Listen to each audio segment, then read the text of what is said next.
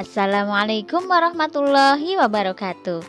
Hari ini kita akan mempelajari tema 4, globalisasi, subtema 1, globalisasi di sekitarku, pembelajaran 1. Sekarang ini kita berada di era globalisasi.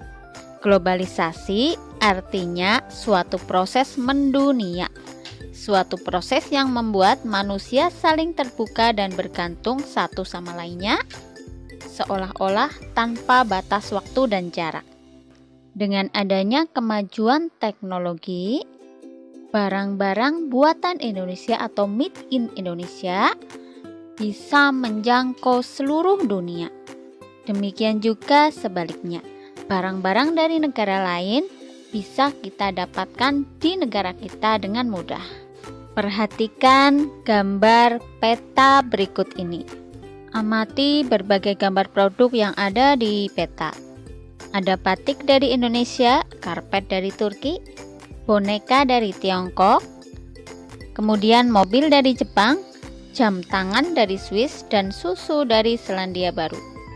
Globalisasi terjadi karena adanya kemajuan teknologi, terutama teknologi komunikasi dan transportasi. Globalisasi menjadikan beragam produk dari negara lain dapat kita temui dengan mudah dan beragam informasi dari seluruh dunia dapat kita akses dengan sangat mudah dalam waktu yang cepat. Pada era globalisasi ini, Indonesia juga melakukan kerjasama dengan negara lain, termasuk dengan negara-negara ASEAN. Bagaimana peran Indonesia dalam kerjasama di bidang sosial budaya dengan negara-negara ASEAN?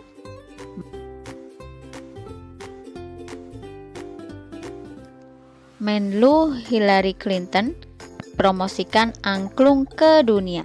Berbagai kerjasama ASEAN di bidang politik yang lainnya. Yang pertama, ASEAN Defense Minister Meeting atau pertemuan Menteri Pertahanan ASEAN. Yang kedua, pengiriman duta dan konsulat. Siapa di antara kalian yang bercita-cita untuk menjadi duta besar Indonesia di negara lain? Semoga cita-cita kalian tercapai ya. Kemudian yang ketiga, perjanjian ekstradisi ASEAN. Maksudnya yaitu bentuk kerjasama bidang politik dalam menangani tersangka kejahatan yang melarikan diri ke kawasan negara ASEAN. Yang keempat, perjanjian kawasan bebas nuklir. Yang kelima, perjanjian kawasan damai, bebas, dan netral. Berikut ini adalah contoh kerjasama ASEAN di bidang sosial budaya. Yang pertama yaitu SEA Games atau kompetisi olahraga tingkat Asia Tenggara. Yang kedua, pertukaran pelajar.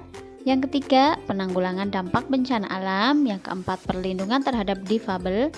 Yang kelima, penanganan narkoba. Dan masih banyak lagi kerjasama ASEAN di bidang sosial budaya yang lain. Listrik mempunyai peranan yang sangat penting di era globalisasi. Bagaimana produksi listrik di era globalisasi ini? Mari kita pelajari bersama-sama. Menghasilkan energi listrik. Perhatikan dulu gambarnya baik-baik. Ini adalah gambar pembangkit listrik tenaga air. Listrik memiliki peranan penting di era globalisasi. Tidak dapat dimungkiri bahwa globalisasi terjadi karena perkembangan teknologi di berbagai bidang yang didukung oleh peran listrik sebagai sumber energi di dalamnya. Dengan ditemukannya televisi, komputer, dan telepon genggam, arus informasi kemudian menyebar dengan begitu cepat ke berbagai negara di berbagai belahan dunia. Kebutuhan akan listrik kemudian menjadi suatu hal yang harus dipenuhi bagi semua negara di era globalisasi saat ini. Listrik dihasilkan di pusat pembangkit menggunakan beragam sumber energi. Pada pembangkit listrik tenaga air atau PLTA, air dari waduk atau sungai, di gambar nomor 1 ya, masuk melalui pintu yaitu nomor 2 yang diatur oleh katup pengaman. Lihat gambar nomor 3. Air kemudian masuk ke tangki pengaman tekanan atau 4. Air di dalam pipa pesat atau nomor 5 mengalirkan dan mengarahkan ke turbin atau nomor 7 melalui katup pengatur tekanan 6 untuk mendapatkan tekanan energi yang besar. Energi potensial air kemudian menggerakkan turbin. Energi gerak tersebut kemudian diubah menjadi energi listrik oleh generator, yaitu nomor 8. Energi listrik dari generator kemudian diatur kapasitas tegangannya dan dialirkan oleh transformer atau transformator, yaitu nomor 9. Energi listrik kemudian dibagikan ke konsumen oleh saluran transmisi, atau pada gambar itu nomor 10. Komponen utama pada semua pembangkit energi listrik adalah turbin dan generator. Turbin tersebut harus bergerak untuk menghasilkan energi gerak, yang kemudian diubah menjadi energi listrik oleh generator. Energi penggerak turbin selain dari aliran air juga bisa didapat dari angin, panas bumi, dan sumber energi lainnya. Adakah sumber energi di daerahmu yang bisa digunakan sebagai pembangkit energi listrik? Anak-anak hebat, PLTA atau pembangkit listrik tenaga air adalah pembangkit listrik yang memanfaatkan aliran air untuk diubah menjadi energi listrik. Komponen utama pada semua pembangkit energi listrik adalah turbin dan generator atau dinamo. Turbin tersebut harus bergerak untuk menghasilkan energi gerak yang kemudian diubah menjadi energi listrik oleh generator atau dinamo. Jadi bagian-bagian PLTA itu ada 3. Yang pertama, bendungan untuk menampung air dalam jumlah besar, untuk menciptakan tinggi jatuh air agar tenaga yang dihasilkan juga besar. Kemudian aliran air ini menggerakkan turbin yang biasanya berbentuk kincir air untuk mengubah energi aliran air menjadi energi mekanik. Kemudian ketika turbin bergerak, maka generator akan bergerak juga. Nah, generator mengubah energi mekanik dari turbin menjadi energi listrik.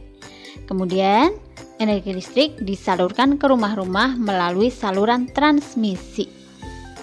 Di daerah pedesaan yang belum terjangkau aliran listrik dari pemerintah, warga terkadang membuat pembangkit listrik secara mandiri dengan memanfaatkan aliran air yang ada di daerah tersebut, seperti dari sungai atau air terjun yang ada di daerahnya.